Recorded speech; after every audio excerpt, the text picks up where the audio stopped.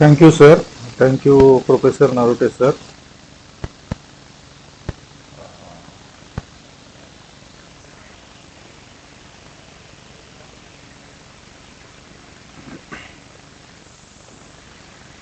So, hope I am audible to you.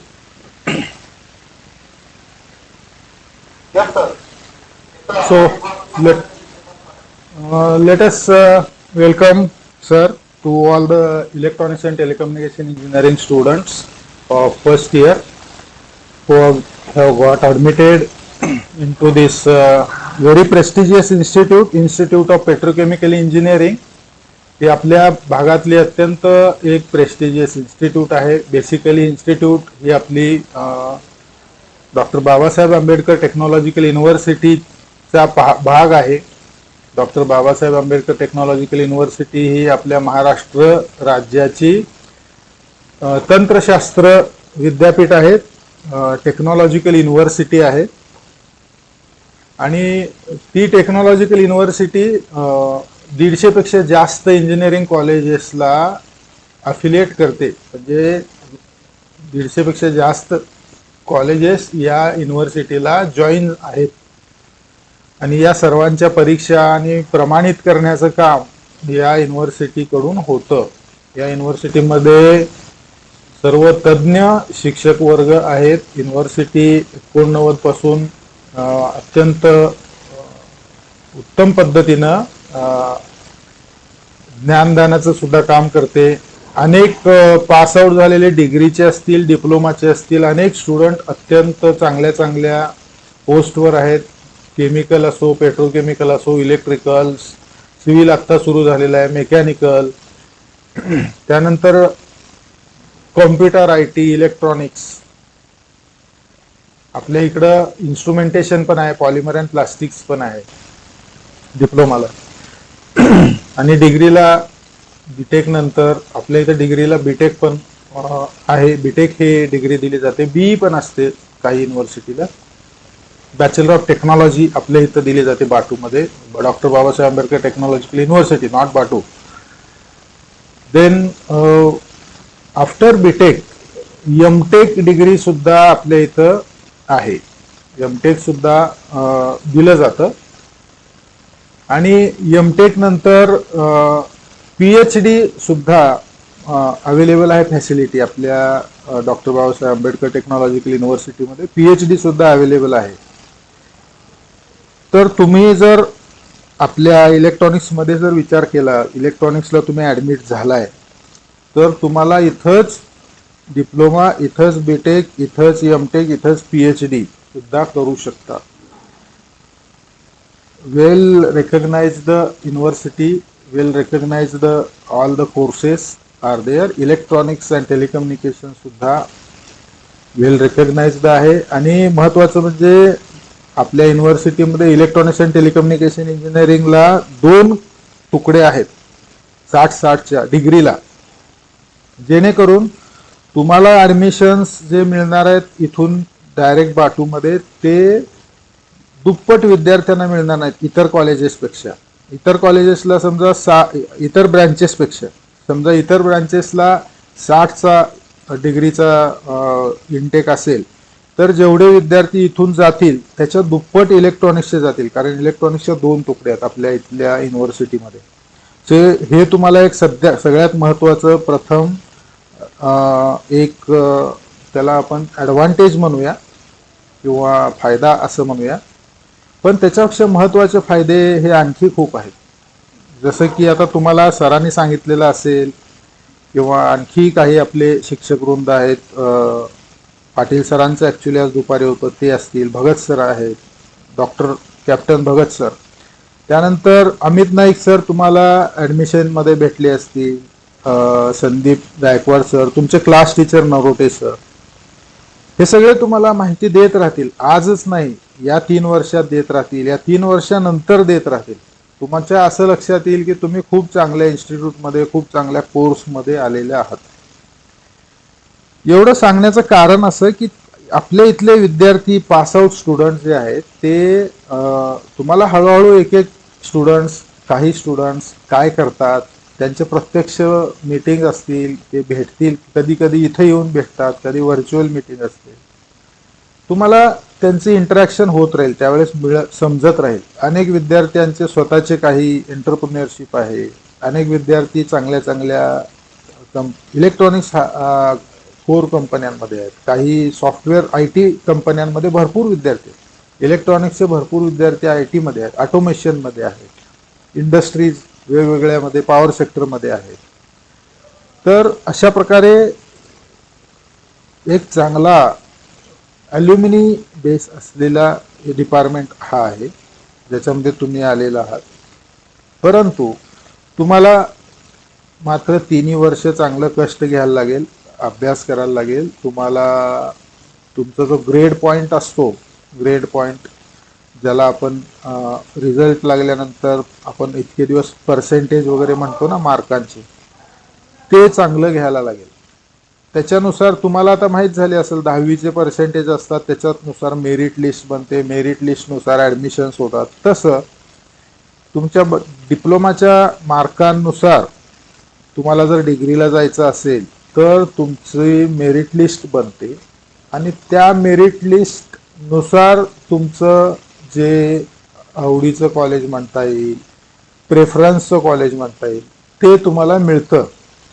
आणि ते मिळण्यासाठी तुम्हाला चांगले ग्रेड पॉईंट पाहिजे. तुम्ही चांगल्या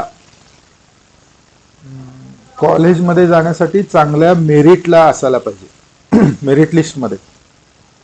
आता मेरिट लिस्टचा विषय निघाल्यानंतर मागच्या 3-4 वर्षामध्ये समजा, किंवा त्याच्या अगोदर सुद्धा सरांनी कदाचित तुम्हाला सांगितलं असेल, आपल्या इथले विद्यार्थी, IOP इलेक्ट्रॉनिक्सचे विद्यार्थी हे महाराष्ट्रातून नंबर 1 टॉपला मेरिट लिस्टला होते. मेरिट लिस्टमध्ये महाराष्ट्रात 1 नंबर IOPचे विद्यार्थी.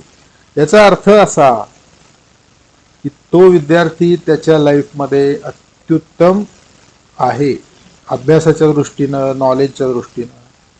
आणि ॲडिशनली आपल्या इथं त्याला चांगलं मार्गदर्शन पण मिळालेलं आहे. त्याला जे काही शिकवलं गेलेलं आहे इथं सर्व विद्यार्थ्यांना, तेही चांगलं झालेलं आहे. या दोन्ही गोष्टी साधल्या गेलेल्या आहेत. ते टॉपर विद्यार्थी फक्त एकाच वर्षी नाही आहेत, तर अनेक वर्ष, सलग वर्ष असे टॉपर विद्यार्थी आहेत. ते कित्येक विद्यार्थी चांगल्या चांगल्या कॉलेजेसमध्ये, प्रेस्टिजियस डिग्री कॉलेजेसमध्ये, जसं डॉक्टर बाबासाहेब आंबेडकर टेक्नॉलॉजिकल युनिव्हर्सिटीमध्ये जातात मुलं. इथं प्रेफरन्स पण देतात, कारण इथं आपल्या घराच्या जवळ, आपल्या एरियामध्ये युनिव्हर्सिटी असल्यामुळं त्यांना ते बरं पडतं, चांगलं पडतं येण्या जाण्यासाठी, घरी अभ्यासाला राहण्यासाठी. आणि या परिसराचा त्यांना माहिती, सराव असतो, त्याच्यामुळं त्यांना इथं राहायला छान पण वाटतं. इथं प्लेसमेंट असते, डिप्लोमाला प्लेसमेंट आहे. आपल्या डिपार्टमेंटचे डॉक्टर भगत सर आहेत, प्लेसमेंट ॲक्टिव्हिटी पाहतात. पॉलिटेक्निकचं जसं प्लेसमेंट आहे तसं युनिव्हर्सिटीचं सुद्धा प्लेसमेंट आहे. त्याचप्रमाणे महाराष्ट्रातल्या अनेक नामांकित आणि अत्यंत उज्ज्वल परंपरा असलेल्या, अत्यंत चांगल्या जुन्या उच्च प्रतीचे कॉलेज, ज्याच्यामध्ये डॉक्टर अब्दुल कलाम शिकलेले आहेत, ज्याच्यामध्ये विश्वेश्वरय्या शिकलेले आहेत, ज्यांच्या नावाने आपण इंजिनियर्स डे साजरा करतो, सर मोक्षगुंडम विश्वेश्वरय्या, ते जिथं ज्यांनी अध्यापन केलेलं आहे, जिथं शिकलेले आहेत, अशा कॉलेज ऑफ इंजिनिअरिंग पुणेमध्ये आपले विद्यार्थी नंबर 1नी डिग्री करायला जातात, अनेक वेळा गेलेले आहेत. यावर्षी सुद्धा जातील अशी आमची आशा आहे, अपेक्षा आहे सर्व शिक्षकांची, कारण विद्यार्थ्यांनी तसे कष्ट घेतलेले आहेत आणि त्याच्यामुळं विद्यार्थ्यांनी तसे मार्क घेतलेले आहेत. आपल्या इथं कष्ट नाही घेतलं तर कुठलेही शिक्षक तुम्हाला मार्क देणार नाहीत. तुम्ही कष्ट घ्याल, तुम्ही प्रयत्न कराल, अभ्यास कराल, त्याच्यात तुम्हाला अडथळा आला तर 100% कुठलाही शिक्षक, इलेक्ट्रॉनिक्स डिपार्टमेंटचे शिक्षक असोत किंवा इतर डिपार्टमेंटचे शिक्षक असोत, जे तुम्हाला शिकवतील फर्स्ट इयरला, किंवा इतर सुद्धा काही कामानिमित्त तुम्हाला वाटलं की यांना काही विचारायचं आहे, तर ते तुम्हाला 100% सर्व मदत, टेक्निकली माहिती, हेल्प, गायडन्स सर्व करतील, सर्व देतील. It is very, very positive institute. First of all, you have came here. It is very, very good decision. तर कॉलेज ऑफ इंजिनिअरिंग मध्ये अनेक मुलं गेलेली आहेत. तशी सरदार पटेल कॉलेज आहे, ते सुद्धा नामांकित कॉलेज आहे. वीर माता जिजाबाई कॉलेज आहे, विजेटी आहे, ते सुद्धा पूर्वीपासूनचं अत्यंत नावाजलेलं कॉलेज आहे. SGGS आहे नांदेडचं, गव्हर्नमेंट कॉलेज आहे. अनेक प्रायव्हेटच्या सुद्धा अनेक इन्स्टिट्यूट आहेत, प्रेस्टिजियस इन्स्टिट्यूट आहेत, ज्याच्यामध्ये अनेक चांगल्या प्लेसमेंट आहेत. अशी मुलं जे प्लेस झाल्यानंतर आपल्याकडे येतात, इथं अनेक मुलं येतात, मुलं, आणि ते सांगतात आम्ही असे प्लेस झालो, असा अभ्यास केला, आम्ही शिक्षण जो अकॅडमिक असतो त्या व्यतिरिक्त स्पोर्ट्समध्ये हे केलं. अनेक विद्यार्थी स्पोर्ट्समध्ये आहेत. त्यानंतर आम्ही कॉम्पिटेटिव्ह एक्झाममध्ये ते केलं, आम्ही ही कॉम्पिटेटिव्ह एक्झाम दिली, ती अनेकांनी क्रॅक पण केलेल्या आहेत. आपल्याकडं तुम्ही जर आपला सेमिनार अटेम्प्ट केला असेल, तुम्ही ॲडमिशन घ्यायच्या आधी जो इलेक्ट्रॉनिक्सचा सेमिनार, तर त्याच्यामध्ये आपले अल्युमिनी आले होते, त्यांनी 2 वेळा गेट क्रॅक केलं. Crack not only crack, he has scored better. तर इलेक्ट्रॉनिक्स जे आहे किंवा कुठलंही फील्ड असो इंजिनिअरिंगचं, त्या फील्डला चांगली अपॉर्च्युनिटी असतातच, आहेतच, परंतु त्याचं व्यवस्थित यथायोग्य प्रकारे ज्ञान त्याबद्दलचं तुम्ही घेतलं असेल तर मात्र तुम्हाला निश्चितच त्याचा अनेक पटीनं फायदा होतो. जर तुमच्याकडं त्याचं नॉलेज बेस किंवा ज्ञान आपण म्हणूया, त्याचा जर थोडंसं एवढं व्यवस्थित नसेल तर मात्र त्या केसमध्ये आपल्याला थोडासा अडचण येऊ शकते. अडचण इन द सेन्स तुम्हाला नंतर काहीतरी कोर्स करायला लागेल किंवा काहीतरी ट्रेनिंग घ्यायला लागेल किंवा काहीतरी ॲडिशनल तुम्हाला स्किल गेन करायला लागेल, तर तुम्ही त्याच्यामध्ये पुढं जाऊ शकता. जसं ऑटोमेशनचे कोर्स असतात इलेक्ट्रॉनिक्समध्ये, त्याच्यानंतर एम्बेडेडचे कोर्स असतात, VLSIचे कोर्स असतात, आर्टिफिशियल इंटेलिजन्स, मशीन लर्निंग. आपल्या इन्स्टिट्यूटमध्ये आर्टिफिशियल इंटेलिजन्स वीक मागच्या वर्षी साजरा झालेला होता. मायक्रोसॉफ्ट या कंपनीचे रिप्रेझेंटेटिव्ह आणि ट्रेनर्स आपल्या साधारण 300-350 मुलांना त्यांनी ट्रेनिंग दिलं आर्टिफिशियल इंटेलिजन्सचं. त्यातल्या अनेक मुलांनी त्यांचे कोर्स पण फ्री कोर्स असतील, काही असतील, ते जॉईन पण केले असतील. तर त्यांच्या मॉड्यूल्समधून भविष्यात त्यांना कदाचित चांगलं बायोडेटामध्ये ॲडिशन पण होईल आणि त्या आधारे कदाचित त्यांना करिअरमध्ये सुद्धा फायदा होईल. तर अनेक असे फील्ड्स आहेत, जसं आता सर म्हणाले फील्ड्सचं, तर फील्ड असे अनेक आहेत. डिप्लोमा नंतर सुद्धा आहेत, डिप्लोमा नंतर कोर्सेस आहेत, फील्ड्स आहेत. इलेक्ट्रिक व्हेकल आलेला आहे, तो फील्ड बघा आता तुम्ही किती रिसेंट आहे. इलेक्ट्रिकल पॉवर जनरेशन, त्याच्यामध्ये आपला अल्युमिनी एक त्यांनी व्हिजिट करून मुलांना मार्गदर्शन केलं होतं 2-3 वर्षापूर्वी. तो एका मोठ्या इलेक्ट्रिक फील्डमध्ये मोठ्या कंपनीमध्ये, हरियाणा बेस्ड कंपनी आहे, त्याच्यामध्ये तो मल्टीनॅशनल कंपनी आहे, त्याच्यात तो टेक्निकल वर्क पाहतो आणि मोठमोठे पॉवर प्रोजेक्ट्स ते हँडल करतो.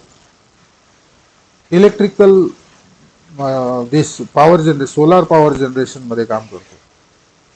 ती फील्ड आहे. इलेक्ट्रिकल व्हेकल ही फील्ड आहे, नवीन रिसेंट फील्ड आहे. आर्टिफिशियल इंटेलिजन्स ही फील्ड आहे. ही फील्ड तर अजून ग्रो व्हायची आहे, नवीन आहे.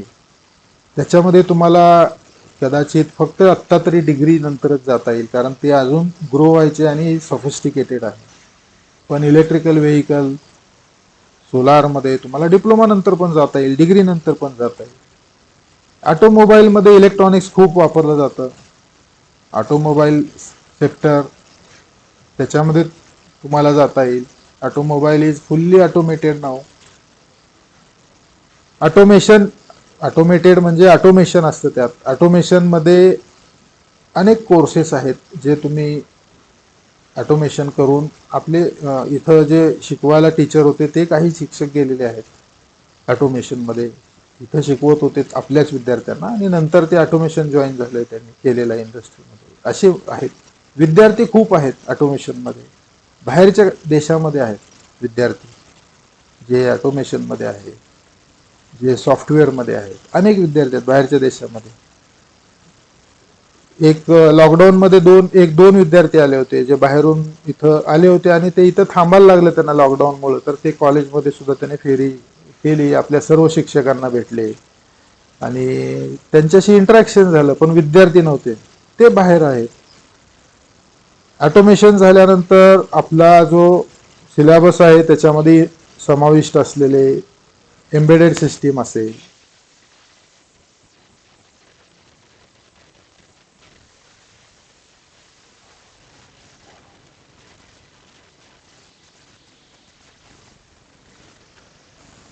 so again welcome after the break due to some technical glitch. It was some break was there. So मी काय सांगत होतो तर तुम्ही ज्यावेळेस इथं शिक्षकांना इंटरॅक्ट व्हाल तर तुम्हाला ती हेल्प होणारच आहे शिक्षकांकडून. परंतु जे सिनियर तुमचे पासआउट मित्र आहेत, जे ॲल्युमिनी म्हणतो आपण त्यांना, ॲल्युमिनी म्हणजे पास आउट इथून झालेले आणि ते डिग्रीला असतील किंवा जॉबला असतील, त्यांच्याकडून सुद्धा तुम्हाला तुमचे कदाचित बरेचसे लोक तुमच्या आसपास राहणारे सुद्धा असू शकतात, त्यांच्याकडूनही तुम्हाला हेल्प होते. आपल्या इथं आपल्या इन्स्टिट्यूटची कॉलेज म्हणजे इन्स्टिट्यूटमध्ये इन्स्टिट्यूट ऑफ पेट्रोकेमिकल इंजिनिअरिंगची ॲल्युमिनी असोसिएशन आहे, डॉक्टर बाबासाहेब आंबेडकर टेक्नॉलॉजिकल युनिव्हर्सिटीची ॲल्युमिनी असोसिएशन आहे. तर त्या ॲल्युमिनी असोसिएशन सुद्धा अनेक प्रोग्राम्स कार्यक्रम आयोजित करतात आणि त्याच्यात ते ॲल्युमिनी येतात आणि तिथं तुम्हाला मार्गदर्शन मिळतं, तुमची इंटरॅक्शन होऊ शकते त्यांच्यामध्ये सोबत. तसंच अनेक ॲक्टिव्हिटी इन्स्टिट्यूट घेत असते. तुम्हाला आता हळूहळू उलगडा होत जाईल. अनेक या इंडक्शन प्रोग्राममध्ये वेगवेगळे आपले शिक्षक सांगतील कुठल्या कुठल्या ॲक्टिव्हिटीज असतात. करिक्युलर ॲक्टिव्हिटी, एक्स्ट्रा करिक्युलर, को करिक्युलर ॲक्टिव्हिटीज असतात. NSS युनिट आहे, NCC कॅप्टन भगत सरच पाहतात, NCCचं युनिट आहे. NSSचं युनिट मला वाटतं भंडारे सर पाहतात, आपल्या डिपार्टमेंटचे कुलकर्णी सर पाहत होते आधी. तर अशा बऱ्याच ॲक्टिव्हिटी सुद्धा आहेत. आणि त्या व्यतिरिक्त चांगल्या चांगल्या कॉलेजला ॲडमिशन मिळेल इतके मार्क मिळवणारे विद्यार्थी होऊन गेलेले आहेत. त्याप्रमाणे तुम्ही सुद्धा तसा अभ्यास करून त्यांच्याच पावलावर पाऊल ठेवून चांगल्या चांगल्या कॉलेजमध्ये ॲडमिशन घेण्याचं ध्येय आत्ताच तुम्ही बाळगून ठेवायला पाहिजे. आत्ताच त्याचं लक्ष तुम्ही निर्धारित केलं पाहिजे, तर त्याच्यावर त्याप्रमाणे तुमचं काम होईल, अभ्यास होईल. त्याप्रमाणे सरांचं, वेगवेगळ्या सरांचं तुम्हाला मार्गदर्शन तुम्हाला घेता येईल आणि दिलेलं मार्गदर्शन तुम्हाला ते लक्षात ठेवता येईल. नाहीतर काय होतं की शिक्षक शिकवतील भरपूर, पण आपण कामापुरतं घेतो आणि मग सोडून देतो. मग परीक्षेला कदाचित थोडंसं आपला परफॉर्मन्स कमी होऊ शकतो, जास्त होऊ शकतो. तर त्या दृष्टिकोनातून सुद्धा आत्तापासून तुम्ही मनाशी खूणगाठ बांधलेली चांगली राहील. तर एकंदरीत तुम्ही एक चांगला निर्णय घेतला हे मला वारंवार सांगावंसं वाटतं. इलेक्ट्रॉनिक्स फील्ड म्हणाल तर आपल्या लेक्चर तुम्ही अटेंड केले असतील, भगत सरांनी सांगितलं किंवा मी सुद्धा फील्डची नावं सांगितली होती किंवा आपले ॲल्युमिनी होते त्यांनी सुद्धा सांगितलं होतं, आता सुद्धा सर सांगतील. तर अनेक फील्ड आहेत जे राईट फ्रॉम कोर, अगदी IC मॅन्युफॅक्चरिंग असेल किंवा VLSI हा आपल्याकडं कोर्स आहे, जो आपला करिक्युला आहे, सिलेबस आहे, तो अत्यंत ॲडव्हान्स्ड सिलेबस आपला 2017 पासून झालेला आहे. मागचे 4 वर्ष झाली तो चालू आहे, ज्याच्यामध्ये IC मॅन्युफॅक्चरिंग किंवा IC मेकिंग म्हणता येईल, not manufacturing, making. IC making जो आहे तो VLSI व्हेरी लार्ज स्केल इंटिग्रेशनचा सिलेबस आहे. त्याच्यानंतर एम्बेडेड सिस्टीम हा आधुनिक सिलेबस आहे. त्यानंतर ओपन सोर्स सॉफ्टवेअर, हार्डवेअर आणि एम्बेडेड सिस्टीम हे मायक्रो कंट्रोलर बेस्ड गॅझेट्स जे रोबोटिक्सचे उपयोगाला येतील किंवा एखादं छोटंसं उपकरण जे तुम्ही ऑटोमॅटिक करणार असाल प्रोजेक्टमध्ये म्हणा, किंवा असं मोटर लावून वॉटर सर्क्युलेशन इरिगेशन कराल, ऑटोमॅटिक कराल किंवा automatic home appliances automatically run कराल, इंडस्ट्रीमध्ये ऑटोमेशन कराल, अशा गोष्टींना उपयोगी पडणारे जे गॅजेट सर्किट्स असतात त्याच्यासाठी उपयोगी मायक्रो कंट्रोलर आहे, एम्बेडेड आहे किंवा ओपन सोर्स आहे, असे विषय इथं आहेत आपल्याकडं. त्याच्यानंतर कंट्रोल सिस्टीम आणि PLC जो ऑटोमेशनचा बेस आहे, जो ऑटोमेशन मध्ये अनेक विद्यार्थी चांगल्या चांगल्या पोस्टमध्ये मगाशापासून मी सांगितलं तुम्हाला, तर तो सब्जेक्ट आहे जो प्रोग्रामेबल लॉजिक कंट्रोलर जे आहे ते आपल्याकडे किट आहे आपल्या इथं, त्याचे प्रॅक्टिकल सुद्धा घेतले जातात PLCचे. त्या व्यतिरिक्त जो वायरलेस फील्ड आहे ज्याच्यामध्ये मायक्रोवेव्ह असेल, अँटेना असेल, ते तो सब्जेक्ट आहे. त्यानंतर आपल्याकडं सॅटेलाइट कम्युनिकेशन हा विषय आहे, मोबाईल कम्युनिकेशन आहे, म्हणजे हे सगळे वायरलेस रिलेटेड सुद्धा आहे, telecommunication related communication, computer network हा संबंधी विषय आहे, कॉम्प्युटर नेटवर्क डेटा कम्युनिकेशनचा विषय आहे, तो सुद्धा कम्युनिकेशनचाच विषय आहे. त्यानंतर मग बाकी बेसिक जे विषय आहेत कम्युनिकेशनचे किंवा इलेक्ट्रॉनिक्सचे ते आहेतच सेकंड इयरला. LIC आहे, कम्युनिकेशन आहे, डिजिटल कम्युनिकेशन आहे, प्रिन्सिपल ऑफ कम्युनिकेशन आहे, बेसिक इलेक्ट्रॉनिक्स, अप्लाइड इलेक्ट्रॉनिक्स सारखे विषय आहेत, ADC सारखे.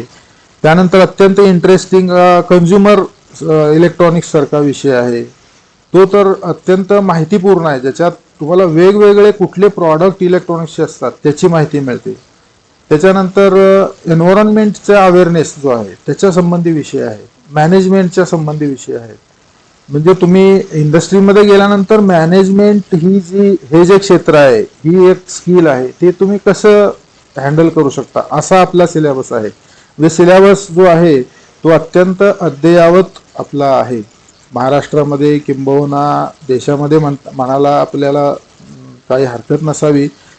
तर तुम्ही तपासून पहा कधी आपल्या नंतर सुद्धा डिप्लोमा नंतर की हा सिलेबस आणि असे सिलेबस अनेक अद्ययावत सिलेबस असतील त्यातला हा असू शकतो, आहेच. म्हणजे अत्यंत ॲडव्हान्स्ड सब्जेक्ट्स तुम्हाला शिकायला मिळतात आणि हे सर्व सब्जेक्ट्स तुम्हाला शिकण्यासाठी तुम्हाला फार काय अगदी मोठमोठं कष्ट करायची गरज नाही आहे. रेग्युलर तुम्हाला अभ्यास करायला लागेल, रेग्युलर क्लासेस अटेंड करायला लागतील. फार अगदी काय असं घाबरून जाणे इतकं कष्ट वगैरे असं लागणार नाही, परंतु रेग्युलर काम करायला लागेल, अभ्यास संपवायला लागेल, नोट्स संपवायला लागतील. तुम्हाला जर जर्नल लिहायचं असेल ते लिहून एक्सपेरिमेंट करायला लागेल, त्याचे रिडिंग लिहायला लागतील आणि ते जर्नल वेळेवर सबमिट करायला लागेल. एखादा दुसरा असाइनमेंट किंवा प्रॉब्लेम सॉल्व्हिंग दिला असेल जो प्रॅक्टिससाठी शिक्षकांनी, तर तो आपण वेळेत करायला पाहिजे, समजून घ्यायला पाहिजे, कॉपी नाही करायला पाहिजे. कॉपी केलं तर तुम्हाला त्याचा उपयोग नाही होणार. आणि स्वतःहून सोडवलात आणि त्यात अडचणी आल्या तर तुम्ही तुमच्या मित्रांना लगेच विचारा, नाहीच तर पुन्हा शिक्षकांना विचारा दुसऱ्या दिवशी, आणि मग ते तुम्ही सोडवा, सॉल्व करा. मग तुम्हाला ते 100% समजून जाईल आणि मग तुम्हाला चांगले ग्रेड पॉईंट आणि चांगले कॉलेज मिळणे हे शक्य होईल. आणि चांगले कॉलेज मिळाले तर चांगली प्लेसमेंट मिळते, चांगले जॉब्स मिळतात. आणि इंडस्ट्रीमध्ये इलेक्ट्रॉनिक्स असो कुठल्याही फील्ड इंजिनिअरिंगचं इंडस्ट्रीमध्ये जॉब करणे खूप चांगलं आहे. त्यात इंटरेस्टिंग खूप नॉलेजेस, नवीन नवीन नॉलेजेस. सिलेबस आपला अद्ययावत असला तरी इंडस्ट्रीमध्ये गेलात तर आणखी जास्त चांगले नवीन तुम्हाला नॉलेजेस, स्किल्स मिळू शकतात जे त्याच्यापेक्षा जास्त ॲडव्हान्स्ड असतात.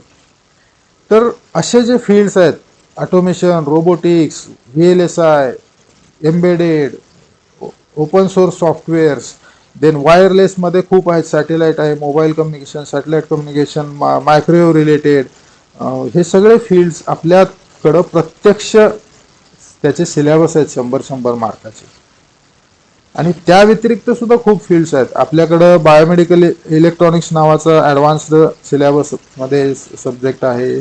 सिग्नल्स आणि सिस्टीम्स हा सिलेबस आहे, जे बायोमेडिकल फील्डमध्ये सुद्धा आपला एक विद्यार्थी आहे, जो अनेक विद्यार्थी आहेत त्यातला एक विद्यार्थी आहे ज्याचं स्वतःचं बायोमेडिकल सोल्युशन्स आहे, ज्याचं स्वतःचं एस्टॅब्लिशमेंट आहे, इंडस्ट्री म्हणता येईल छोटीशी किंवा स्टार्टअप असं म्हणता येईल, ते आहे.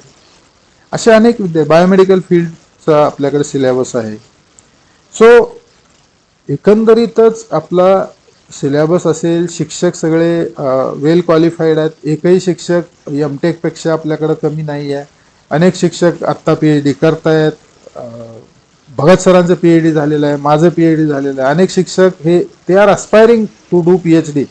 त्यांना करायची आहे, त्यांना त्यांच्या आता रेग्युलर ड्युटीजमधून त्यांना ते फक्त आता टाइम मॅनेजमेंट करून ते करायचं आहे. वेळ त्यांना ॲडजस्ट करायचा आहे. ते शिक्षक आहेत, दे आर त्यांनी PhD आत्ता केलेलं नाही याचा अर्थ ते फक्त आता वेळेच्या अभावी थांबलेले आहेत. त्यांचं बरंचसं काम सुद्धा चालू आहे. असे शिक्षक आहेत. तर they are eager to learn the things. शिक्षक आपले जे आहेत ते सुद्धा गोष्टी शिकण्यासाठी इगर आहेत. तसं तुम्ही सुद्धा नवीन स्किल टेक्निक शिकण्यासाठी, टेक्नॉलॉजी शिकण्यासाठी, नॉलेज घेण्यासाठी हे तुम्ही सुद्धा तत्पर किंवा इंटरेस्टेड असायला पाहिजे.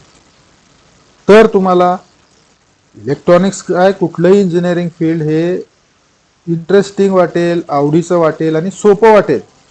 तुम्ही ते अवघड वाटून शिकायला गेलात तर मग ते खूपच अवघड वाटतं. जर तुम्ही इंटरेस्ट घेऊन शिकलात तर ते सोपं वाटतं. कित्येक मुलांनी आता लॉकडाऊन असून सुद्धा खूप छान छान प्रोजेक्ट केलेले आहे मागच्या वर्षी. वॉटर म्हणजे सॉईल मधला मॉइस्ट जो आहे म्हणजे ओलसरपणा तो डिटेक्ट केला त्याने आधी, आणि मग सॉईल ओली असेल तर पाण्याची मोटर चालू केली नाही, आणि सॉईल जर ड्राय असेल तर पाण्याची मोटर चालू केली. असा प्रोजेक्ट आहे. किंवा सोलर रिलेटेड प्रोजेक्ट आहे, सोलर ट्रॅकिंग केलेला प्रोजेक्ट आहे. किंवा ऑटोमॅटिकली डोअर ओपन क्लोज होतो, समोर किती माणसं आली ते काउंट होतं, नंबर ऑफ ऑब्जेक्ट्स काउंट होतात. अनेक असे प्रोजेक्ट आहेत. कन्व्हेअर बेल्टवरचे ऑब्जेक्ट काउंट होतात. तर हे यापूर्वीचे सुद्धा प्रोजेक्ट, दरवर्षीचे प्रोजेक्ट हे खूप खूप म्हणजे काही कन्व्हेअर बेल्टवरचे ऑब्जेक्ट सॉर्टिंगचे असतात, काही ऑब्जेक्ट काउंटिंगचे असतात, काही कलर डिटेक्शन करतात. रोबोट्स असतात ते कलर डिटेक्ट करतात. आपल्या इथं प्रत्यक्ष रोबो असा बनवलेला आहे की जो त्या रूममध्ये जिथं कुठं फायर लागलेला आहे तिथं जाऊन तो पाण्याचा फवारा मारून फायर विझवतो. आणि हे आपल्या डिपार्टमेंटमध्ये विद्यार्थ्यांनी केलेलं आहे. आपल्या डिपार्टमेंटला दर 2-1 वर्षाला साधारण रोबो रेसची ॲक्टिव्हिटी होते. मुलं शिक्षकांच्या मदतीनेच अर्थात मुलं स्वतः रोबोट बनवतात. शिक्षकांचं विशेषतः नाईक सर असतात त्याच्यामध्ये. शिक्षकांचं सगळ्यांचं खूप त्याला प्रोत्साहन मिळतं, मदत मिळते. आणि रोबो रेसचा इव्हेंट होतो. प्रत्यक्ष आपल्या इथं रोबो बनवला जातो, त्याचा रेसचा ट्रॅक बनवला जातो, आणि तो रोबो रेसचा प्रोग्राम किंवा ॲक्टिव्हिटी आपल्या इथं घेतली जाते. सो पहा तुम्ही, सो व्हेरी ॲक्टिवली टेक्निकली असो किंवा एक्स्ट्रा करिक्युलर असो, स्पोर्ट्स असो, गॅदरिंग असो, प्रत्येक बाबतीमध्ये तेवढ्याच इंटेन्सिटीनं तुम्हाला इन्व्हॉल्व ही इन्स्टिट्यूट करून घेते, हे डिपार्टमेंट तुम्हाला करून घेतं. फक्त तयारी तुमची पाहिजे, तुम्हाला शिकायला इच्छा पाहिजे, आवड पाहिजे. तर तुम्ही अत्यंत चांगली फक्त इंजिनिअरिंग डिप्लोमाच नाही तर as a personality of you can gain the engineering diploma electronics with very good grade as well as very good personality regarding extracurricular co-curricular activities also. Okay. So अशा प्रकारे एकंदरीत तुम्हाला साधारणतः मी थोडंसं डिपार्टमेंट ॲक्टिव्हिटीज उगवतं सांगितलं. डिटेल आता तुम्हाला अनेक गोष्टी तुम्हाला समजतील, शिक्षक आपले सर सगळे सांगतील. तर दुसरा एक असं सर आत्ता म्हणाले नरोटे सर की स्कॉलरशिप ज्या असतात तर त्या स्कॉलरशिप गव्हर्नमेंट स्कॉलरशिप सगळ्या आपल्या इथं अप्लाय होतात, आपल्या इथं मिळतात. आणि गव्हर्नमेंट स्कॉलरशिप घेण्यासाठी आपल्याला ऑनलाईन ॲप्लिकेशन हे करावं लागतं. ऑनलाईन ॲप्लिकेशन हे करावंच लागतं. तर ते ऑनलाईनच मंजूर होतात आणि ऑनलाईनच त्या डिस्बर्स बँकेमध्ये म्हणजे पासबुकमध्ये होतात, बँकेच्या पासबुकमध्ये. तर हे सगळं ऑनलाईन असल्यामुळं तुम्हाला सर्व फॉर्म वगैरे भरणं वगैरे हे करायला लागणार आहे. तुम्हाला मदत करायला सर्व इथं स्टाफ आहे, ऑफिस स्टाफ आहे, शिक्षक आहेत, ते सर्व मदत करतील, तुम्हाला माहिती सांगतील. आपल्या स्कॉलरशिप रिलेटेड काही फॅकल्टीज आहेत ते मदत करतील. पण प्रत्येक कॅटेगरीला अशा स्कॉलरशिप आहेत. तर माहिती द्यायची झाली तर आता समजा आपण SC आणि ST अशा दोन कॅटेगरी घेऊया. तर SC आणि ST कॅटेगरीला भारत सरकारची स्कॉलरशिप असते. त्यानंतर फ्री शिप पण असते. समजा 2.5 लाखाच्या वर पेक्षा कमी उत्पन्न असेल तर भारत सरकारची स्कॉलरशिप मिळते आणि त्यात मेंटेनन्स पण असतो, आणखी हे पण असतं, फी माफी पण असते. फ्री शिप ही सुद्धा असते 2.5 लाखाच्या वर कितीही उत्पन्न असो. SC ST ला नॉन क्रिमिलियर आणि उत्पन्नाची लिमिट काही नाही. तर त्या स्कॉलरशिपसाठी तुम्हाला मात्र ॲडमिशन घेताना ती स्कॉलरशिप ऑलरेडी वजावट केलेली असते तुमच्या फीमधून. जी काही टोटल फी असेल, समजा 11,000 13,000 जी काय असेल, तर त्याच्यातनं वजावट करून आपण फी भरलेला असतो. तर मग ती स्कॉलरशिप तुम्हाला मिळासाठी तुम्हाला ऑनलाईन अर्ज करणे गरजेचं असतं.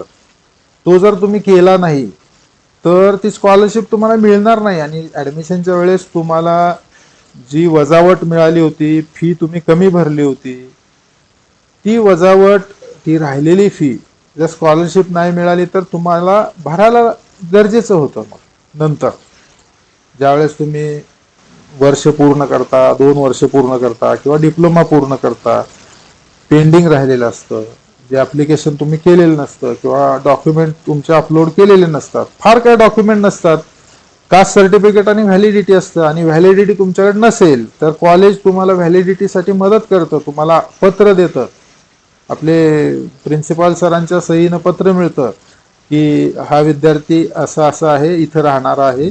तर मग तुम्हाला तुमच्या जिल्ह्यामध्ये तुमच्या त्या विभागामध्ये जाऊन तिथं तुम्हाला तो अर्ज दाखल करता येतो आणि तुम्हाला व्हॅलिडिटी आपोआप मिळते. म्हणजे तुम्हाला जास्त त्रास, म्हणजे स्वतः जाऊन 10 वेळा तिथं काय राहिला कागद काय नाही हे असं त्रास करून घेण्याची सुद्धा गरज नाही. ऑलरेडी तुम्हाला इथं ऑफिसमध्ये लिस्ट मिळते की तू बाबा हे कागद जोड, ते कागद जोड, सगळं तुम्हाला मार्गदर्शन मिळतं. इथं तुम्हाला कव्हरिंग लेटर दिलं जातं आणि तुमचा प्रस्ताव जो आहे तो ऑटोमॅटिकली, बघा म्हणजे तुम्हाला किती हेल्पफुल आहे. आणि तुमचं मग सर्वच कास्टमध्ये जे ॲडमिशन असतील, आपल्या कॅटेगरीमध्ये जे ॲडमिशन असतील, नॉट कास्ट कॅटेगरीमध्ये, तर त्या ॲडमिशनसाठी आपल्या आपल्या रिस्पेक्टिव्ह कास्टचं व्हॅलिडिटी जी असते ती तुम्हाला इथं होते. बऱ्याच वेळा 10वी पर्यंत व्हॅलिडिटी केली जात नाही, तर तुम्हाला इथं व्हॅलिडिटी पण मिळून जाते. मग ते आपल्याला जोडायला लागतं, अपलोड करायला लागतं ह्याच गोष्टी.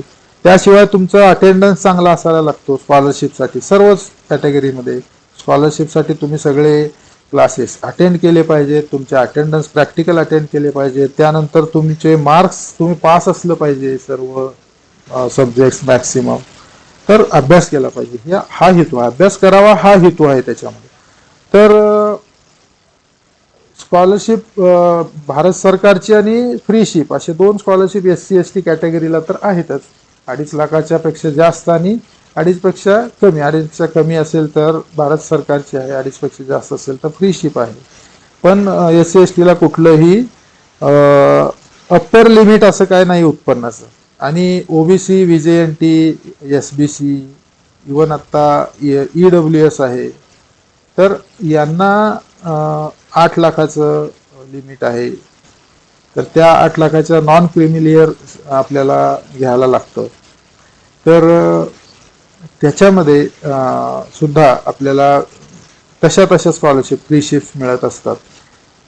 आणि EWS असेल किंवा मायनॉरिटी एक आहे, मायनॉरिटी एक स्कॉलरशिप असते ज्याच्यामध्ये सुद्धा सेम लिमिट आहे. मायनॉरिटीमध्ये समजा मुस्लिम असेल, पारशी असेल, सिख असेल, जैन असेल, या अशा ज्या अल्पसंख्याक कमी समुदाय आहेत, अल्पसंख्याक असं आपण मराठीत म्हणतो आणि इंग्लिशमध्ये त्यालाच मायनॉरिटी असं म्हणतात. तर ती जी स्कॉलरशिप आहे मायनॉरिटी स्कॉलरशिप किंवा अल्पसंख्याक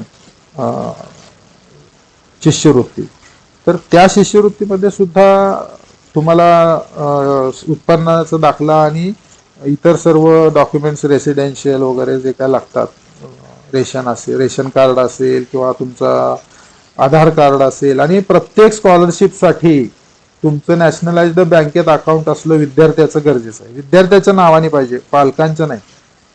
तर मग तुम्ही स्कॉलरशिपला सहजपणे अप्लाय करू शकाल. ऑनलाईनमध्ये सगळे डॉक्युमेंट अपलोड करू शकाल. बँकेचा नंबर आणि त्याचा पासबुकचा स्कॅन अपलोड करू शकाल. आणि एस सी याला एस सी एस टीला जसं फ्रीशिप आणि हे आहे तसं याला सुद्धा फ्रीशिप आहे.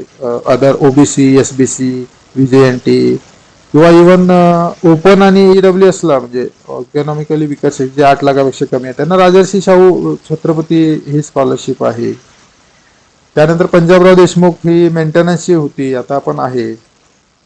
तर त्या व्यतिरिक्त मुलींसाठी आहे काही AICTE सेंट्रल गव्हर्नमेंटने आता मागच्याच वर्षी आपल्या इथं 8-10 मुलींना चांगली स्कॉलरशिप, भरपूर भरघोस स्कॉलरशिप आहे ती मुलींसाठी आहे. काही फिजिकली चॅलेंजसाठी काही स्कीम्स येतात. आता काही कोविडमध्ये ज्यांचे पालक दुर्दैवानं त्यांचं काही वाईट झालेलं आहे पालकांसंबंधी, एक पालक किंवा दोन्ही पालक असे दगावले असतील तर त्यांच्यासाठी गव्हर्नमेंटने आता स्कॉलरशिप जाहीर केलेली आहे. त्याचे पण फॉर्म्स स्क्रुटनी काम चालू आहे. ते विभाग आहेत स्कॉलरशिपचे, अनेक शिक्षक त्याच्यामध्ये ऍक्टिव्हली इन्व्हॉल्व असतात. आपले पाटील सर आहेत आपल्या डिपार्टमेंटचे, नरोटे सर पण पाहतात. त्यानंतर इतर डिपार्टमेंटचे शिक्षक आहेत, तर ते तुम्हाला मदत करू शकतात की हे काय आहे स्कॉलरशिप. तर आपल्या इथं सक्षमची स्कॉलरशिप मिळालेली आहे, अगदी भरपूर स्कॉलरशिप आहे ती. तुम्हाला सांगतील, मला डिटेल्स नाही माहिती, पण भरपूर स्कॉलरशिप आहे ती मुलींसाठी होती आणि ती मिळालेली आहे. आणि अनेक ज्या अशा आपल्या कॅटेगरीच्या स्कॉलरशिप असतात त्यांनी फॉर्म नाही भरला ऑनलाईन तर मात्र त्या विद्यार्थ्यांना फी भरायला लागते, एवढं मात्र लक्षात ठेवा. तर आपल्याला फॉर्म भरायचं अत्यंत सोपं काम असतं, फक्त डॉक्युमेंट सगळे आपले तयार पाहिजे आणि ते आतापासून कामाला लागले तर होतात तयार. ते काय फार अवघड नाही. तुमच्या पालकांना, वडिलांना, मोठ्या भावाला, दादाला वगैरे सांगून ते डॉक्युमेंट्स तुमचे तयार करून घ्यायचे. कास्ट सर्टिफिकेट तर आपलं असतंच, नॉन क्रिमिनल लेअर नसलं तर ते बनवून घ्यायचं. व्हॅलिडिटी कॉलेजमधून अप्लाय करायला सांगतील तेव्हा करायचं. या तर डॉक्युमेंट असतात. बाकी काय तुमचं residential, Aadhaar card, ration card, electric bill वगैरे, पत्ता वगैरेसाठी ॲड्रेस हे असतात. दुसरं काही नॅशनॅलिटी वगैरे लागली तर ती असते. दाखल्यावर तर असतेच आपली नॅशनॅलिटी, डोमेसिल. तर डिप्लोमाला ते लागत पण नाही. तर या गोष्टी स्कॉलरशिप रिलेटेड आहेत. तर सर्व कॅटेगरीला स्कॉलरशिप ही ऑलरेडी आपल्या फी भरताना तुम्हाला मिळालेली आहे.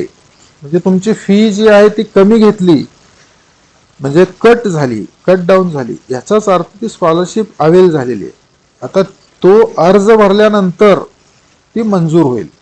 आणि जर तो अर्ज आपण भरला नाही ऑनलाईनचा तर मात्र पुन्हा मग कॉलेजला नाविलाजानं तुम्हाला सांगायला लागेल की तुम्हाला फी भरायला लागेल, असं होतं.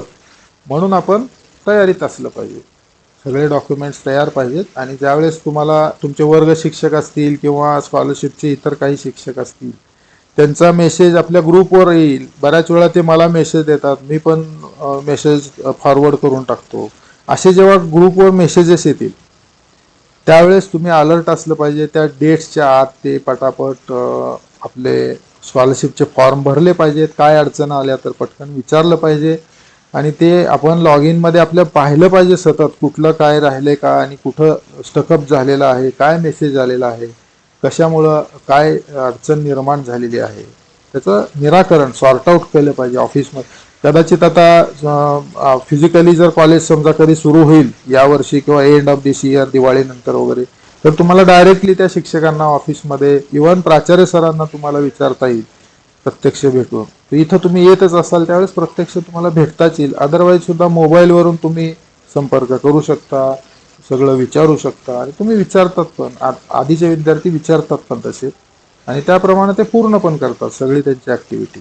तर महत्त्वाचं काय, तर आपल्याला ऑनलाईन फॉर्म हा भरला पाहिजे.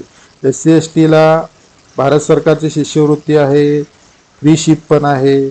त्यानंतर ते उत्पन्नावर डिपेंड्स आहे, म्हणजे मेंटेनन्स वगैरे पण मिळतो त्याच्यात, इतर काही भत्ते मिळतात. त्यानंतर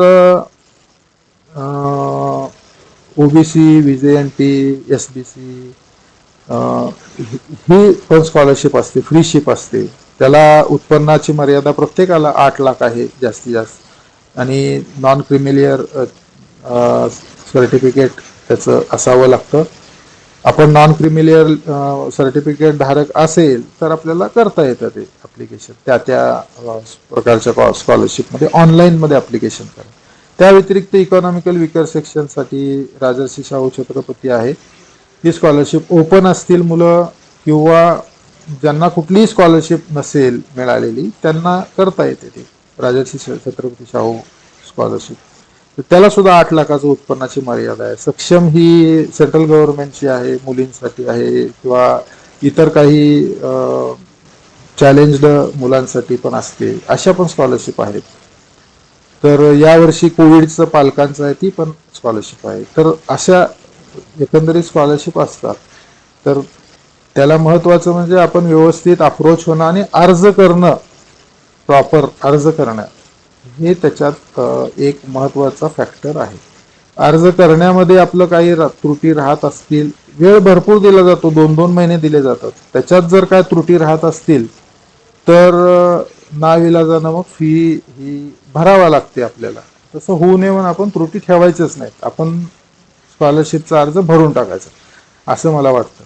तर मला वाटतं भरपूर तुमचा वेळ घेतला, मी स्कॉलरशिपचं बऱ्यापैकी सांगितलं. तुम्हाला डिटेल आणखी सांगतील, कारण जे एक्सपर्ट आहेत त्याच्यात काम करतायत ते स्कॉलरशिपचे डिटेल्स आणखी सांगतील. कसे सर्टिफिकेट असतील, कसं अपलोड करायला लागेल, साधारण कधी कुठल्या कुठल्या ड्युरेशनपर्यंत आपले सर्टिफिकेट तयार पाहिजेत आपल्याकडं, आणि मग अपलोडिंगमध्ये नंतर काय प्रॉब्लेम येऊ शकतात, बँकेचं आपल्याला अकाउंट पाहिजे कसं पाहिजे वगैरे, या सगळ्या गोष्टी तुम्हाला सांगतील. मोबाईल एक लक्षात ठेवा, मोबाईल आपला मेल आय डी हा कधीही बदलू नका.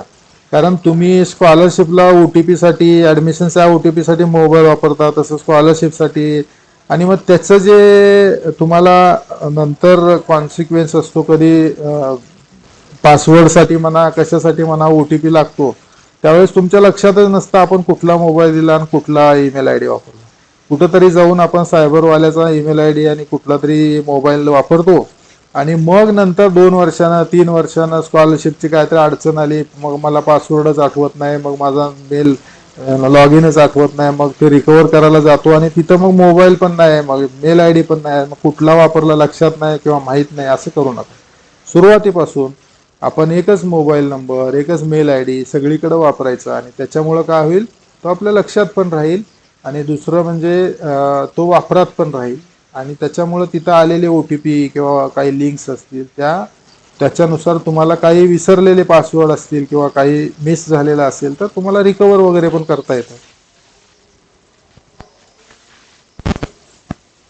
तर अशा प्रकारे आपल्याला तो रिकवर पण करता येतो. पासवर्ड असेल तर तो रिकवर करता येतो. एवढंच मला महत्त्वाचं सांगायचं होतं की हे पासवर्ड आणि जो ईमेल आय डी आहे तो केअरफुली आपण कुठलाही ईमेल आय डी कधीही, कुठलाही मोबाईल नंबर कधीही, असं एक्झामला सुद्धा ऑनलाईन एक्झाम्स असतात आता, ऑनलाईन एक्झामला सुद्धा तुम्ही केअरफुली तोच वापरायचा. म्हणजे कसं होईल, तुमच्या तो एका टाइम लाईनमध्ये, एका फ्लोमध्ये तो कंटिन्यू तो राहतो. म्हणजे त्याच्यावर तुम्हाला पटकन इम्पॉर्टंट हा मेल आय डी आहे चेक करता येतो, आणि त्याचा मेसेज पण चेक करता येतो, त्याच्यावरचे OTP पण लगेच पाहता येतात. तर अशा प्रकारे मला वाटतं तो एक महत्त्वाचा पार्ट आहे. कधी कधी विद्यार्थ्यांना अडचण निर्माण होते ते लक्षात नाही आल्यामुळं. त्यामुळं मला सांगायचं हे होतं की तुमचं लॉग इन जे आहे ते केअरफुली तुम्ही लॉग इन काढा.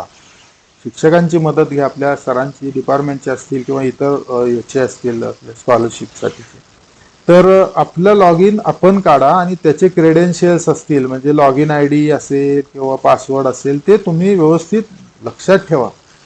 आणि त्याच्यामुळं काय होईल की तुम्हाला फॉर्म अपलोड करताना, कुठलाही स्कॉलरशिपचा असो, एक्झाम देण्यासाठी असो, तर किंवा परीक्षेचे, आता भगत सर तुम्हाला हे करतील आपल्या PRN साठी, एनरोलमेंटसाठी, त्यानंतर नाईक सर तुम्हाला हे सांगतील की फॉर्म भरणे ऑनलाईन असतात. हे सर्व ठिकाणी ऑनलाईन जिथं जिथं तुम्हाला फॉर्मचे रिलेटेड ॲक्टिव्हिटीज आहेत तिथं मग तुम्ही शक्यतो अलर्टमध्ये एकच पासवर्ड, एकच मोबाईल नंबर आणि तोच मेल आय डी वापरलं तर तुमचं कन्फ्युजन वारंवार होणार नाही.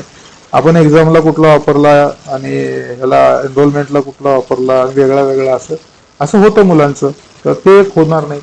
हे एक मला वाटतं, मला सुचवावं असं वाटतं की एकच मोबाईल नंबर, एकच मेल आय डी तुम्ही वापरायला पाहिजे. कशासाठी? सर्व अकॅडमिक ऍक्टिव्हिटी, स्कॉलरशिप, एक्झामिनेशन आणि क्लासेस वगैरे सगळ्यासाठी. तर मला वाटतं मी बऱ्यापैकी कव्हर केलंय. का हो सर? तर सगळ्यांनी व्यवस्थित अटेंड केले, ऐकून घेतलं. सर्वांचे धन्यवाद. सगळ्यांना वेलकम परत एकदा. फर्स्ट इयर स्टुडंट्सना, सर्व स्टुडंट्सना चं मी स्वागत करतो. आणि तुमचा पुढचे 3 वर्ष अत्यंत तुमच्या ज्या ज्या क्वेरीज असतील, तुमचे जे काही टेक्निकल डाऊट्स असतील, ते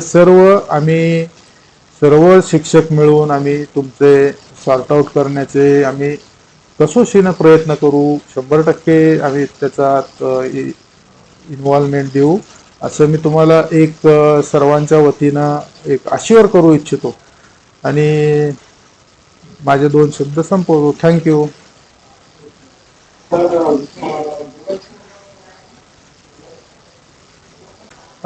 मी मगाशी लेक्चरमध्ये आपल्या टीवायच्या मुलांना सांगितलं सर, भगत सर आणि नरोटे सर.